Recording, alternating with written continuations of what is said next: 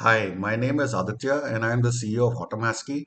Today we are going to be talking about reinforcement learning and if reinforcement learning is junk.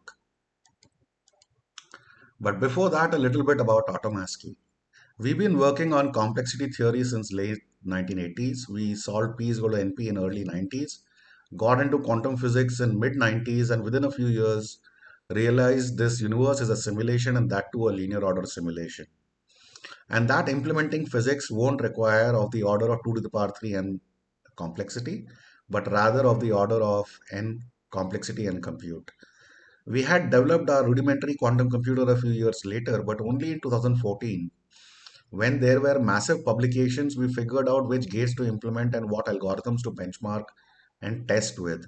Hence, implicitly, we achieved quantum supremacy in early 2015 by virtue of creating the world's most powerful quantum computer with infinite precision. 2 years back, we simulated quantum gravity with a billion qubits or more. 6 months back, we publicly launched our RSA 2048 cracking service, available for anyone who cares to pay money and use it. Till then, it was available only to Department of Defenses and agencies around the world behind closed doors. And today, we are working on our quantum gravity computer based on causaloid formalism. Again, the core quantum gravity computer has been ready for years now. We've been playing with it and trying incremental changes, just that we don't know how to make use of it. Because there is nothing published or available out there which shows how something like a quantum gravity computer can be used to solve real world problems. A small piece of advisory, please proceed with caution.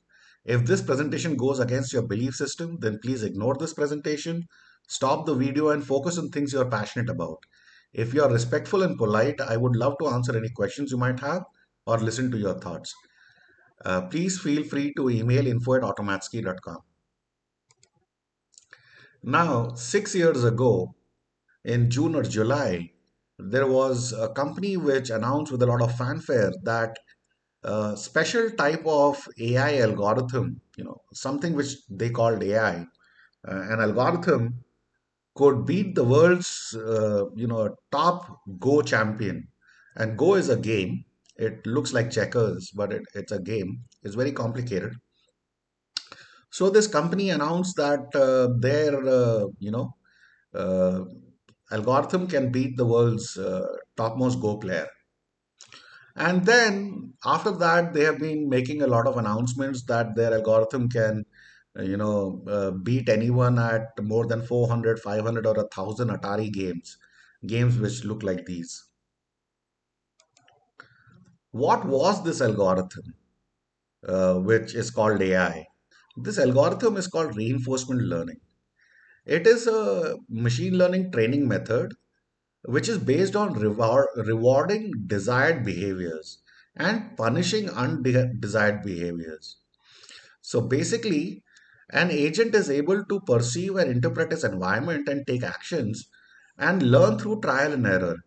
Because what will happen is that the agent will interact with the environment and will get rewarded for desired behaviors and will get punished for undesired behaviors.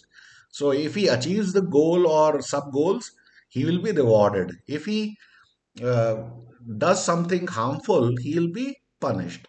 This is a general technique. It is actually a class of algorithms. There are many small variants of these algorithms which are in totality called reinforcement learning. This technique doesn't use a lot of data in the sense that it uses a lot of interactions with the environment, but not stored data in comparison, but it uses a lot of computational resources. And at the end of this learning, the algorithm will create a policy. So whenever it encounters a similar problem, it will refer to its policy and the policy will tell it what to do. For example, if it encounters a monster in a game, the policy will tell it, because it has learned the policy will tell it, you know, run towards the left, or the policy will tell it, slide 15 degrees to the right for 2 meters. You know, so that is what this algorithm is all about. It is a class of algorithms called reinforcement learning. Now, let's focus on rewards and trial and error. Let's just focus on these two things. Now, there are a lot of problems with rewards. Suppose this is the problem that you're trying to solve. You are a robot and there is some diamond and you have to make an exit and there are some fire which will burn you and you will die. And you have to find out the best way of going about doing things. If if you say that the reward for making a successful exit is 20 and the reward for getting a diamond is 10, and obviously the goal is to maximize the reward, right? That's how you design this learning process. So if you then say tell the agent maximize your reward, it will keep on collecting more and more diamonds and wait for them to get refreshed and reappear in a different part of the game and keep collecting them without ever making an exit, because it can each diamond will give it 10, and by collecting 10, 100, 500 diamonds it can get more rewards than by exiting the game, which is only 20 reward. And you would say, isn't that simple? You can simply make the reward for exit as infinite. But if you do that, if you make the reward for exit as infinite, the robot will simply run towards the exit and make an exit and get the infinite reward without collecting any diamonds. That wasn't the purpose of the problem that was posed to you. The problem was to collect the maximum amount of diamonds before making an exit. Now, this is a problem with rewards and punishments. Okay, so you might think that this is very simple to solve, but in a real world complicated problem, it is extremely difficult to design the algorithm so that the desired outcomes can be achieved. Now, a little bit about trial and error. To learn from the environment through trial and error, the agent will have to do millions of trials and errors, which will overload a real world environment. I mean, imagine if you have to teach if the robot has to learn that by flipping the switch, he can switch on the light. How many times will he switch on the light, flip the switch, and observe everything in the environment to come to a conclusion that with 99.9999% probability this flipping of this switch leads to switching on the light. So it can overload the environment. Okay, imagine doing it to a reactor or to some other factory or equipment, etc. And if you need millions and gazillions of trials and errors, how do you plan to even teach an agent driving a car? Will you let it destroy a million cars and kill hundreds of thousands of people in the process? What about teaching it how to operate a nuclear reactor or operate dams, fly planes, rocket ships, missiles, business decisions, etc.? One can say we can build exactly lifelike simulators to let it train with. That's actually phenomenally difficult and time consuming and expensive to build. Imagine, we are not talking about Atari games. We are talking about the real world with real world physics, unpredictability, you know, unquantifiable rules and so many things. So it isn't a easy problem to solve. The biggest problem with trial and error is something like this. To try and solve a problem to get the reward that you so badly desire and avoid punishments, you will have to take a decision out of many options, and then once you take that decision you arrive at two, you will have multiple options again, and then you have to take a decision and then you will arrive at multiple options again. This is a kind of a tree structure. It's kind of a Markov chain. It's a chain. Okay, and one thing that is very evident about such a process is that this process requires exponential amount of compute, and that reinforcement learning requires exponential number of samples. And so reinforcement learning actually cannot solve real world problems with any usefulness. Now, you will say, but so many companies are doing this. Yes, there are companies which are focusing solely on reinforcement learning as their bread and butter.